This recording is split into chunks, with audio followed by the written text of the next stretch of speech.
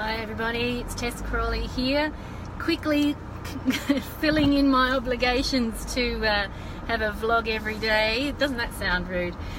Every day on my 90-day vlog challenge for you mental health professionals. I'm on the school run, so I hope you will forgive me while I talk and drive, but modelling the real life of a busy psychologist, so keeping it real for you guys too.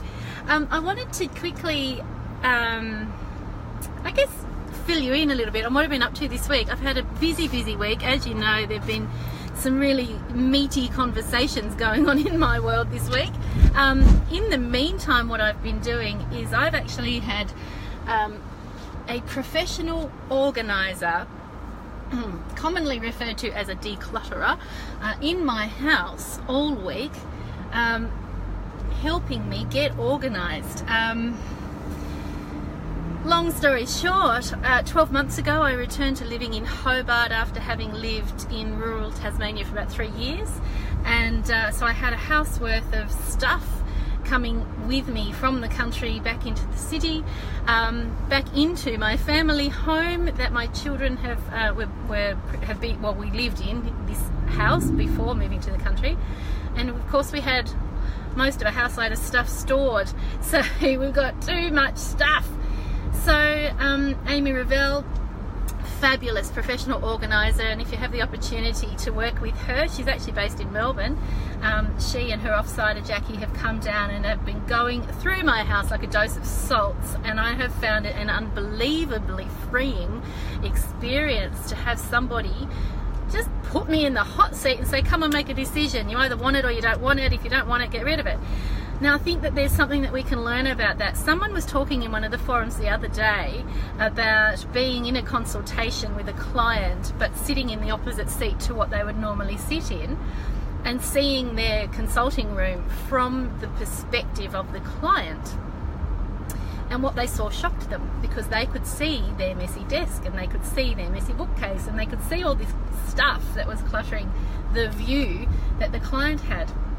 So the two experiences together, you know, reading that other psychologists or mental health professionals experience, but also having my own current experience of decluttering my house, has really got me thinking about, you know, we talk a lot about mindfulness, we talk a lot about relaxation and meditation when we're talking to our clients, but often as professionals we are so busy that our life and our home and our workspace can really become cluttered with stuff, but also with thoughts, all those to-do lists that we've got running through our minds all the time. So I think it's really important that sometimes we stop and we say, you know, maybe I need to take a bit of time out from my work to de-stress and declutter my workspace, my home space, my head space, and be really clear. I mean, we know that we talk about time off, and we talk about that recharging our batteries when we're on holidays is such a powerful thing to do, but we can do that in micro bits. We can actually take time in our day to stop rushing. Says me, vlogging while driving on the way to get the kids. You know, it's an irony. I know that I'm multitasking, and we like to be good at multitasking, but sometimes multitasking means multi-mess and multi-confusion. So it's just a little thought. I don't really have an answer for you today, but it's something that I want you all to have a think about. How much are you committing to do in every spare minute that you've got in your day, and is it leading you to be vulnerable to clutter in your workspace and in your headspace and in your home space? So think about what you might be able to change, what you might be able to tweak in your day. So for example, one of the things that that Amy and Jackie have been working on for me this week is making a really clear home office space for me, because I don't actually have a home office space. I kind of migrate from the kitchen bench to the dining table to the bedroom. I even did a vlog in the bathroom the other night.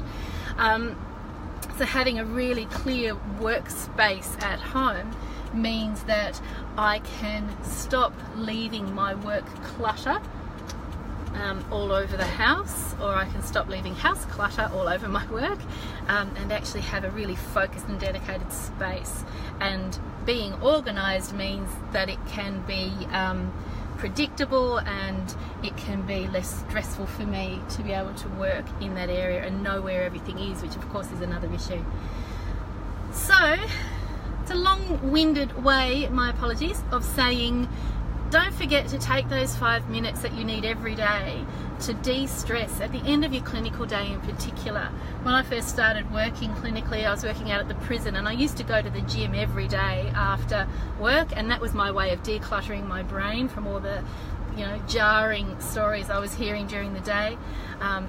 Another clinician I know, actually a former supervisor of mine, used to have probably still does have one wardrobe for work clothes, one wardrobe for home clothes, and she would change her clothes the minute she walked in the door, and that was her way of shedding the skin of her working day.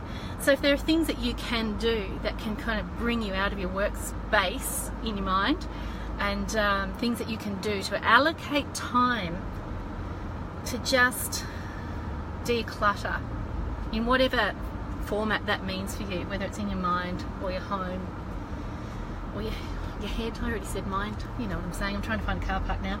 Anyway, that's it for me for today. So have a fantastic afternoon. It's Thursday, we're barreling towards the end of the week. Hope it's sunny where you are and you've got a pleasant afternoon and evening planned, and I will talk to you all again tomorrow. Take care for now. Bye.